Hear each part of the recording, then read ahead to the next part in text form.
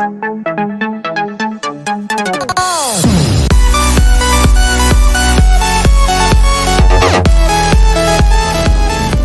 the fossil fuel industry is the biggest industry in the world. They have more money and more influence than any other sector. So, I mean, the more that there can be sort of popular uprising against that, the better. But I think the scientific fact of the matter is we are unavoidably headed towards some level of harm. So the sooner we can take action, the less harm will result. Wow. Holy crap. That's a good robot. Whoa. What is your grand vision for all of this? The point of the Gigafactory is to get the cost of batteries down to the point where it's affordable. Right. Batteries are critical to a sustainable energy future. The sun doesn't shine all the time, so you've got to store it in a battery. How is this going to help developing nations that have massive populations that need to have power? So the advantage of solar and batteries is that you can avoid building electricity plants at all.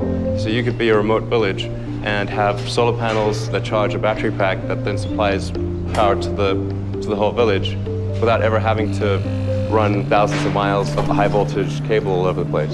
It's like what happened with landline phones versus cellular phones. In a lot of developed countries, they just didn't do the landline phones. They just went straight to cellular. And we actually did the calculations to say, like, what would it take to transition the whole world to sustainable energy? What kind of throughput would you actually need? And you need 100 gigafactories. So 100 of these? 100 of these, yes. That would make the United States... No, the whole world. The whole world? The whole world. All energy. That's it? Yeah. That sounds... It's manageable. That sounds manageable. Yeah. The Gigafactory, when it's complete, it'll have the largest footprint of any building in the world.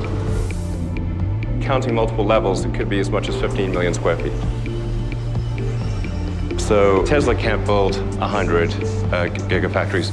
The thing that's really going to make a difference is if companies that are much bigger than Tesla do the same thing. If the big industrial companies in China and the US and Europe, the big car companies, if they also do this, then collectively we can accelerate the transition to sustainable energy. And if government sets the rules to favor sustainable energy, we can get there really quickly. But it's really fundamental. Unless there's a price put on carbon, we're never going to be able to make the transition that we need to in time, correct? Yeah. And the only way to do that is basically with a carbon tax.